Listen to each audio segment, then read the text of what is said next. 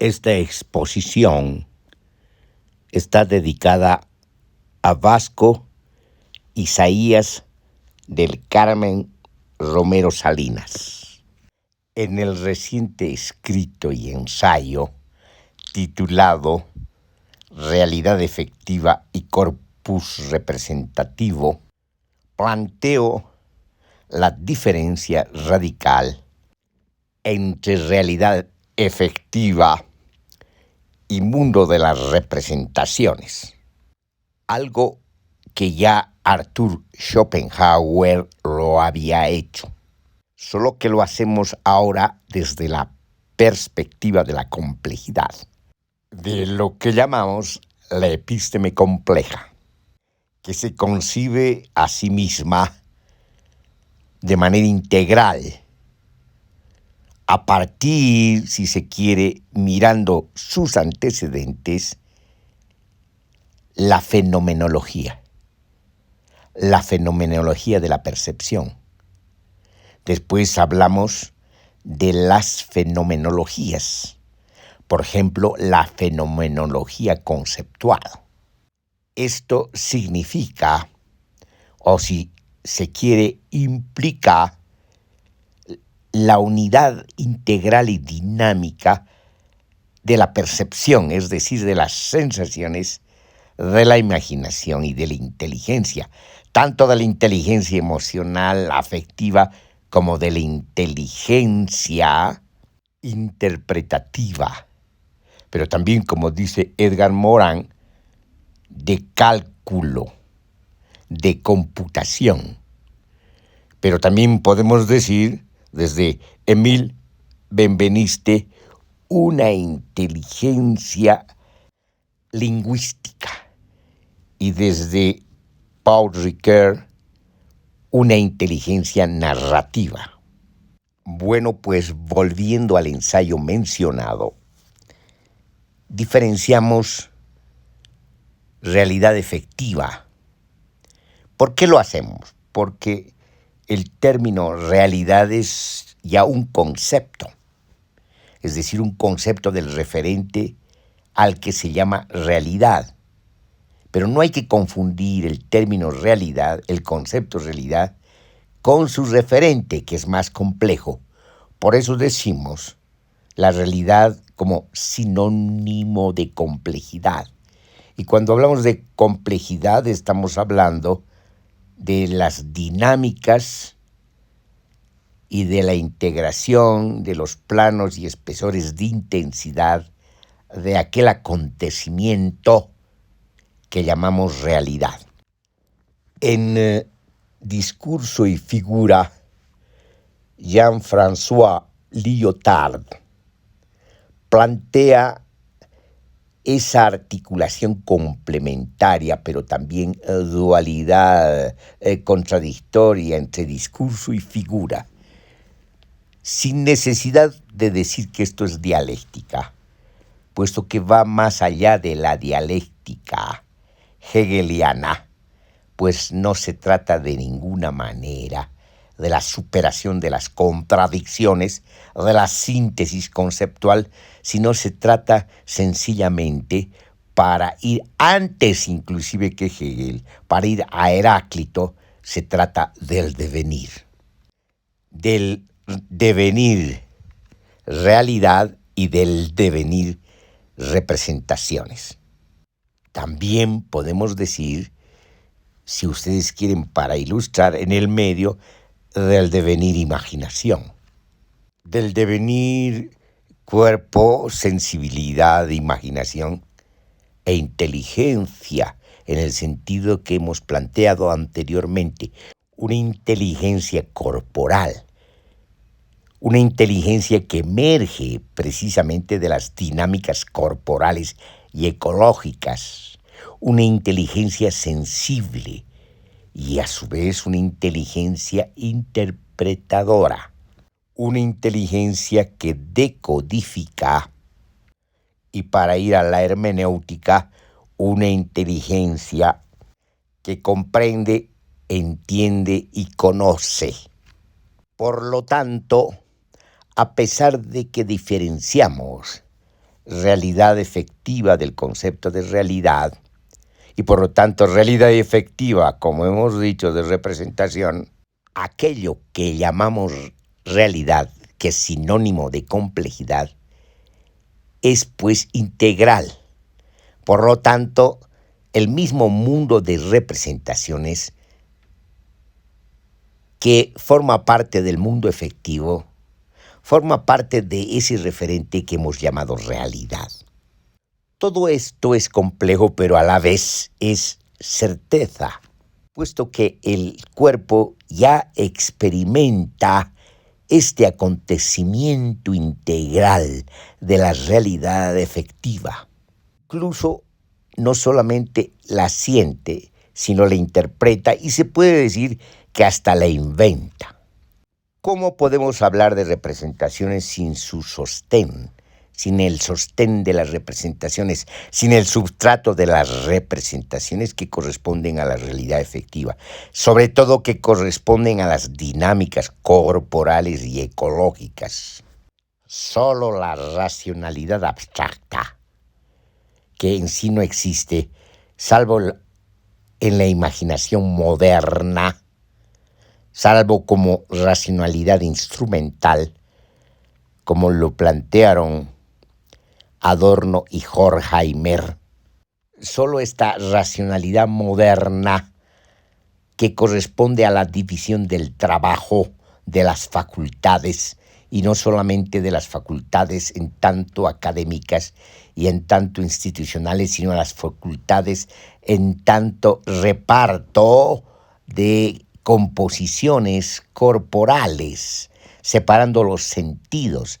Solo esta racionalidad que corresponde, como hemos dicho, a la división del trabajo, imagina algo tan abstracto, esta arquitectura de distintos niveles y de campos separados. No hay campos separados. Todo está integrado, yuxtapuesto y entrelazado. Entonces solo la racionalidad abstracta ha imaginado algo tan abstracto como una representación separada de su referente que corresponde a un recorte de realidad.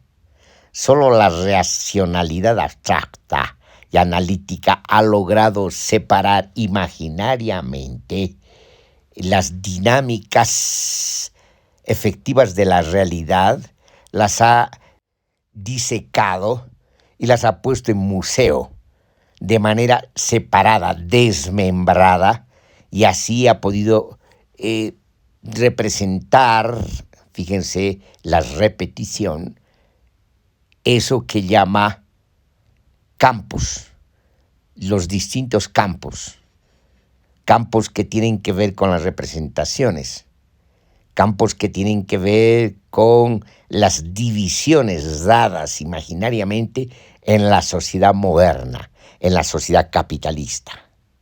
Antes de entrar, como quien dice, al núcleo del tema, a la nuez de la cuestión, hay que recordar a Michel Foucault que en Las palabras y las cosas, en la arqueología del saber, diferenciaba y articulaba a la vez visibilidad y discurso. La visibilidad tiene que ver con los cuadros y el discurso tiene que ver con los enunciados. Y dice que precisamente las prácticas no discursivas se dan en ese sentido, en el sentido de la visibilidad, en principio. Después va a hablar, obviamente, de los diagramas de poder. Pero aquí lo que nos interesa desde la perspectiva de las palabras y las cosas es esa vinculación entre dos experiencias, dos fenomenologías, podríamos decir, el de la visibilidad y el de la enunciabilidad.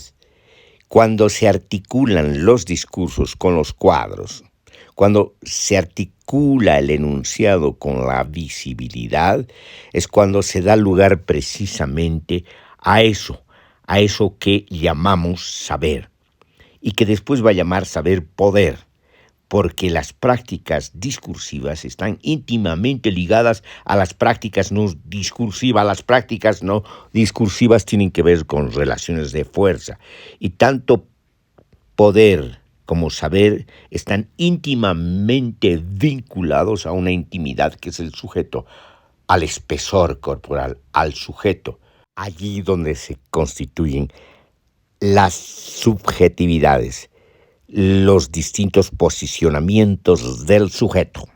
Haremos una digresión más, esta vez respecto a Gilles Deleuze. En Repetición y diferencia, Gilles Deleuze plantea la representación como una repetición de la presencia, como una doble presencia. La presencia vendría a ser asimilada a partir precisamente de las sensaciones o de la experiencia, y la representación, la doble presencia, sería la repetición de esa presencia en la memoria. Ahora bien, él nos dice que esta repetición de la presencia se da de una manera imperceptible en principio, y esta imperceptibilidad es la que se acumula y da lugar precisamente a una presencia ya notoria que se autonomiza de manera aparente, de manera fantasmagórica, es decir, imaginariamente, y por lo tanto cobra, digamos, fuerza, cobra independencia aparentemente. ¿Por qué decimos aparentemente? Porque esto no podría ocurrir solo imaginariamente, si no hubieran instituciones que fomentan esa separación. Y esas instituciones son los agenciamientos concretos de poder. Teniendo en cuenta todo esto, otra vez volviendo al tema, al ensayo citado y mencionado, tenemos que mostrar en esta exposición a dónde apunta ese ensayo. Apunta a decir lo siguiente, que lo expresa desde un principio en la escritura del ensayo, que dada la situación, dado el balance negativo de nuestras genealogías civilizatorias, sobre todo de la civilización moderna, dado el fracaso de la civilización moderna, que ha arrastrado a las sociedades a los delirios acumulativos del poder, y en la sociedad moderna al delirio más abstracto de la acumulación abstracta del valor, el capital. Dada esta situación calamitosa y vulnerable para la humanidad, es indispensable deshacernos de nuestros corpus representativos, puesto que son anacrónicos, no sirven y se han convertido en obstáculos epistemológicos y en obstáculos culturales y civilizatorios que impiden liberar la potencia social y por lo tanto que impiden liberar la potencia creativa de la vida, y nos encontramos por eso en una situación de encadenamientos, en una situación de encarcelamientos, encaracolamientos y encajonamientos que nos tienen no solamente vulnerables, sino predestinados a la muerte, haciendo paráfrasis a esa frase de Heidegger. Antes que haya confusión, vamos a aclarar. No se trata ni decimos que nos deshagamos de las representaciones. No se puede, forman parte de nuestras fenomenologías, de nuestra experiencia, de nuestra manera de vivir. De lo que se trata es de liberarnos de corpus representativos anacrónicos, fosilizados, que se han enquistado en nuestro cuerpo y nos impiden ser y devenir. En otras palabras, para el buen entendedor, se trata de liberar nuestra capacidad representativa, nuestra capacidad imaginativa, liberando nuestra potencia social. Y no podríamos hacer esto si no nos liberamos de las instituciones, si no nos liberamos de los agenciamientos concretos de poder, si no nos liberamos de la fabulosa máquina abstracta del poder, si no nos liberamos del Estado, si no nos liberamos de las ideologías de la fabulosa máquina de la fetichización, si no nos liberamos de esas antiguas ideologías ancestrales madres de las ideologías que son las religiones, si no nos liberamos de las fraternidades masculinas que se han acostumbrado a dominar y que se han acostumbrado a erigirse de manera primero religiosa, son los sacerdotes, escribanas son los escritores, y políticas son los políticos, son las fraternidades masculinas que dominan a las mujeres y que dominan también obviamente a los hombres, porque el que se considera el macho alfa domina a los demás. Está por verse si es un macho alfa. El tema aquí no es ese. El tema aquí es de que la civilización se ha erigido sobre una prolongada lucha contra las mujeres. Eso que llamamos patriarcalismo. Bueno, pues aquí se encuentra el substrato de lo que hemos llamado el diagrama colonial, que es una especie de diagrama que entrelaza los otros diagramas de poder, para citar algunos: el diagrama del suplicio, el diagrama del castigo, el diagrama disciplinario, el diagrama del control, el diagrama del panoptismo. El diagrama colonial articula todos estos diagramas de tal manera que impone aquello que vamos a considerar la colonización mayúscula y la esclavización generalizada, que da lugar al nacimiento del sistema mundo moderno, del sistema mundo capitalista como tal. No estamos hablando aquí de los espacios regionales del capitalismo, de sistemas mundos regionalizados que hubieron antes. Estamos hablando de la globalización, de la mundialización. Es decir, estamos hablando del modo de producción capitalista que solo se puede dar a escala mundial. ¿Por qué decimos esto y por qué hicimos ese ensayo? Lo hicimos porque la humanidad se encuentra en peligro. Está amenazada su sobrevivencia ante tamaña crisis múltiple, donde sobresale la crisis ecológica. Es indispensable parar lo que Walter Benjamin llama la locomotora desbocada, parar la historia, suspenderse en la historia. Esa es la revolución para Walter Benjamin. Si ustedes quieren una metáfora mística, sin embargo, esta metáfora es útil para comprender la envergadura de la angustia de Benjamin y para comprender el tamaño de la crisis y el peligro en la que nos encontramos. Es indispensable parar entonces la locomotora desbocada de lo que llaman los economistas el desarrollo.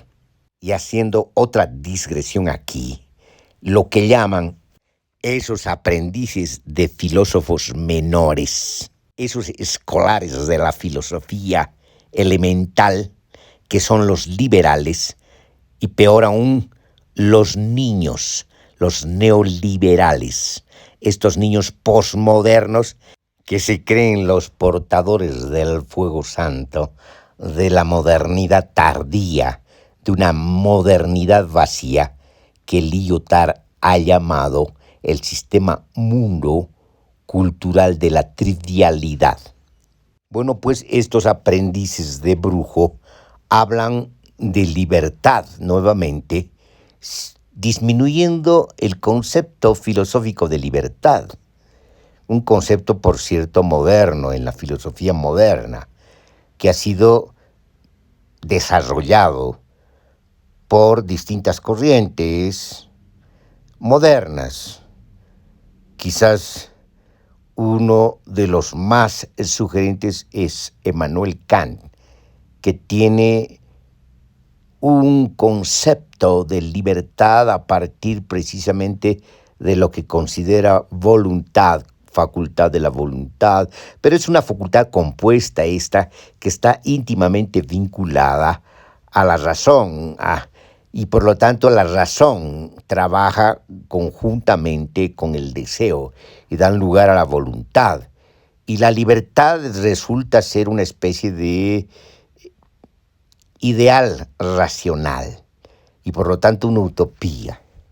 El otro filósofo moderno importante es Hegel, que habla de la libertad también como voluntad, pero no en el mismo sentido complejo como lo hace Kant, sino lo hace en el sentido dialéctico, es decir, la libertad sería la realización de la voluntad y la realización de la libertad vendría a darse en la sociedad política, en el Estado.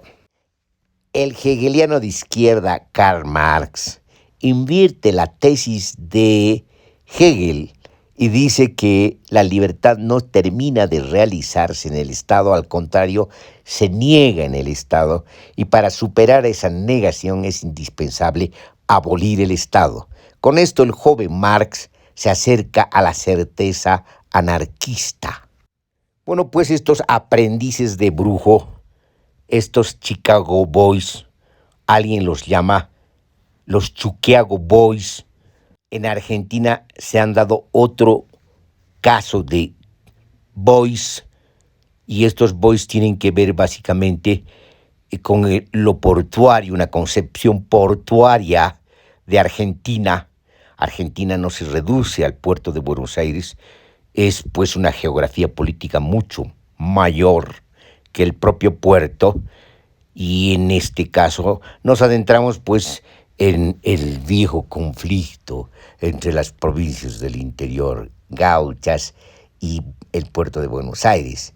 Bueno, Buenos Aires ya no es la misma, obviamente, desde el peronismo, desde la invasión, la migración y la insurrección de los cabecitas negras.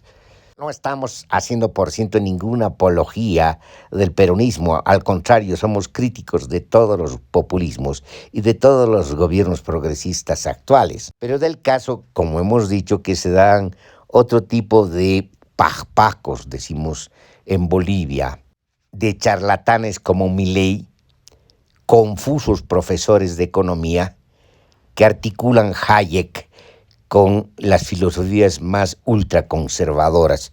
Bueno, esa mezcolanza es parte de esta posmodernidad, los hijos de esta posmodernidad, los hijos desorientados de la modernidad tardía. Entonces, todos ellos hablan de libertad de una manera no solamente abstracta, sino vacua, vacía. Por lo menos los liberales hablaban de libertad en el sentido restringido y eran más o menos conscientes de eso. La libertad del mercado, la libre empresa. Los neoliberales hablan además de competencia. Bueno, estas tradiciones de la escuela austriaca y de la escuela de Friburgo son tradiciones que se van a incorporar recién al finalizar la Segunda Guerra Mundial. Y esta incorporación va a darse en una Alemania vencida, ocupada por las potencias vencedoras. Y Alemania, la sociedad alemana, sobre todo los políticos sobrevivientes, tienen que idear un Estado sin ejército. Para los alemanes, un Estado sin Estado. Y la responsabilidad va a darse y va a quedar en manos de los liberales. En América Latina, la experiencia neoliberal se da en el contexto de una dictadura militar atroz, la de Pinochet. Es decir, es el Estado totalitario, el Estado fanático que restringe las libertades y los derechos, el que va a implantar el neoliberalismo. Pero de todas estas condiciones del neoliberalismo, se olvidan pues estos muchachos, estos boys, que reducen la libertad prácticamente a la nada, la esfuman. ¿Por qué hemos hecho esta digresión? Para mostrar uno de los tantos anacronismos de los corpus representativos cada vez más anacrónicos. Por lo tanto, se trata de la deconstrucción de los corpus representativos. Pero como los corpus representativos no van solos, sino se sostienen en plataformas institucionales, es indispensable lo que dice Jacques Derrida, la diseminación de las instituciones. En otras palabras, de una manera más general, la diseminación del poder. Entonces, deconstrucción y diseminación son complementarios, son prácticas complementarias, pero no serían suficientes sin una hermenéutica crítica del sujeto, y más aún, yendo más lejos, sin una liberación de la potencia social, de la potencia creativa de la vida, de la subjetividad en su singularidad, en su monadismo singular. Liberar entonces es desencadenarse. Liberar entonces es liberarse de los fetichismos, tanto ideológicos como religiosos, como institucionales, los fetichismos de las instituciones del poder. Obviamente, de los fetichismos discursivos cada vez más banales. La libertad no puede ser sino un acto, la liberación. La liberación crea la libertad. La liberación libera la potencia y al liberar la potencia da lugar a la libertad, a la liberación de la voluntad singular, haciendo uso crítico de la razón. La libertad no puede concebirse sino como una utopía, un ideal, una orientación que hace estallar los mecanismos de dominación, todos los mecanismos de dominación. La dominación sintetizada en el Estado, la dominación sintetizada en el monopolio capitalista, la dominación de las fraternidades masculinas, la dominación de los sacerdotes antiguos y modernos, obviamente en el contexto actual, la dominación del orden mundial de las dominaciones, de los diagramas de poder que articula el orden mundial. Ahora en concurrencia por la primacía de la jerarquía de este orden mundial, llevándonos en su aventura ya no solo a una aventura imperialista como en la Primera y la Segunda Guerra Mundial, sino algo peor, a una aventura que amenaza la sobrevivencia del mundo en escala planetaria. De manera concreta, en el ensayo mencionado, tocamos una estructura del anacronismo del corpus representativo, y ese mecanismo, esa arquitectura, es el dualismo esquemático o el esquematismo dualista, que separa amigo de enemigo, que supone la separación religiosa de fiel e infiel, y que se proyecta en esa separación moral del bien y el mal. Entonces, volviendo a Friedrich Nietzsche, más allá del bien y el mal. En resumen, decimos que los enemigos se complementan, se necesitan mutuamente, son cómplices perversos del poder, se requieren para mantener su situación en el poder, para justificar su función antagónica. entonces más allá del amigo y el enemigo. Jacques Derrida, en Políticas de la Amistad, decía que esa era la alteridad absoluta, que era la mujer, que se enfrentaba precisamente a todos los mecanismos de dominación heredados desde la instauración del patriarcalismo, que no es otra cosa que la instauración y la genealogía de la civilización. ¿Cuál es el problema de este esquematismo? Son sus consecuencias fatales, puesto que este esquematismo lleva al aniquilamiento del enemigo cuando se lo endemoniza. Y este esquematismo termina justificando precisamente el asesinato y sobre todo el asesinato masivo, el genocidio. Esto ha venido ocurriendo desde los orígenes mismos de la modernidad, desde su violencia inicial, la guerra inicial, que se da en forma de olas de conquista del continente de Abya Yala y se da en la forma de esclavización generalizada del África subsahariana, que es el nacimiento del proletariado propiamente moderno en el sistema mundo capitalista. Ahora volvemos a las guerras de exterminio, las guerras de desplazamiento de poblaciones, las guerras que conllevan genocidios. Eso es precisamente lo que está ocurriendo en el Medio Oriente y concretamente en Palestina y de manera puntual en Gaza. Ambos enemigos perpetran asesinatos. ¿Alguien podría decir más unos que otros? Sí, pero no es un tema cuantitativo. Tampoco es un tema de quién es antes y quién es después. El problema es lo que hemos dicho, la complicidad perversa de los enemigos, que al final se descargan sobre sus propias poblaciones, las que se encuentran sometidas a este chantaje, al chantaje del bien contra el mal, al chantaje de la defensa del Estado, de la defensa de la nación, al chantaje de que es un derecho defenderse.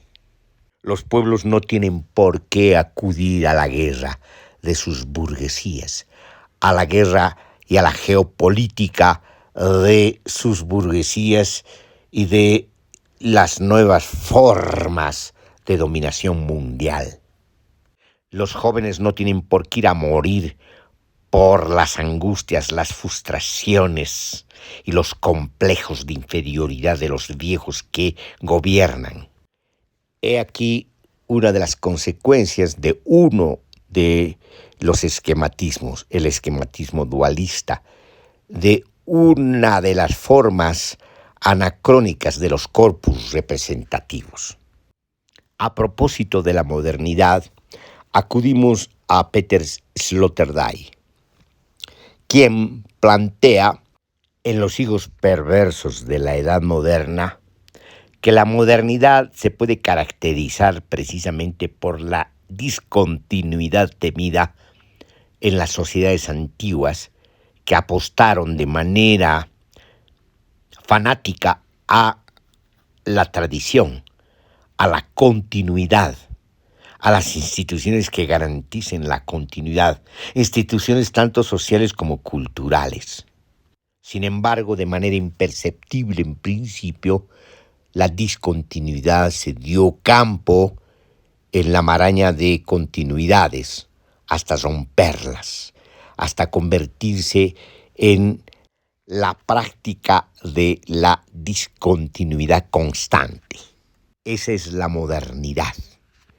Una modernidad que ya no puede parar la discontinuidad constante hasta perderse completamente en lo que llama el mismo Peter Sloterdijk en esferas las espumas, cuando se diseminan todas las esferas, todas las cohesiones sociales se disgregan y se vive la constante fluidez.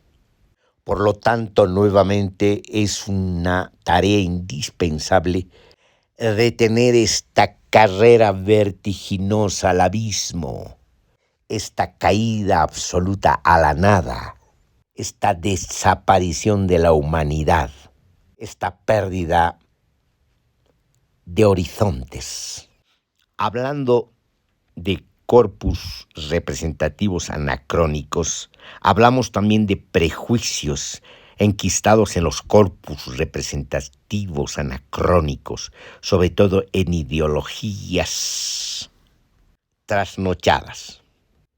Uno de esos prejuicios y presupuestos es precisamente el presupuesto de la pretensión de superioridad, el presupuesto de la preeminencia, de la supremacía, que ha sido el argumento delirante usado por todos los asesinos de todos los tiempos, los asesinos de masas, de pueblos y de sociedades, de culturas, esos conquistadores que se parecen de manera expresiva y virulenta a los jinetes del Apocalipsis.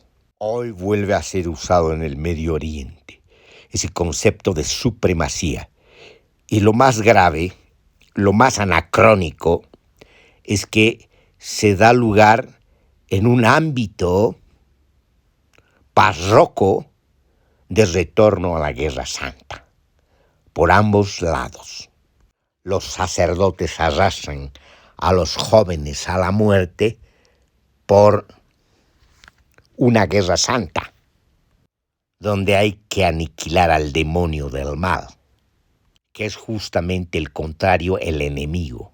Esto no solamente nos muestra la vacuidad y trivialidad de esta argumentación, que además se lo dice desde los gobiernos, desde los estados. Se lo emite en la irradiación de los medios de comunicación, sino se trata de la peligrosidad de estos argumentos triviales, vacuos e inútiles, puesto que no dan ningún sentido, sino son enunciaciones del sinsentido, puesto que son, al final de cuentas, dispositivos discursivos que nos encaminan a la muerte, al aniquilamiento, a la desaparición de la humanidad.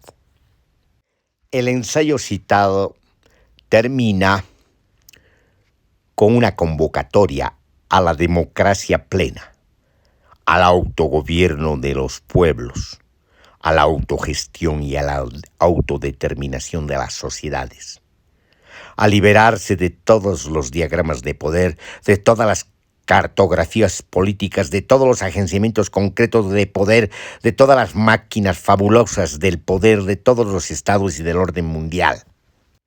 Emplaza y convoca a los pueblos y a las sociedades a conformar una confederación de los pueblos y sociedades del mundo.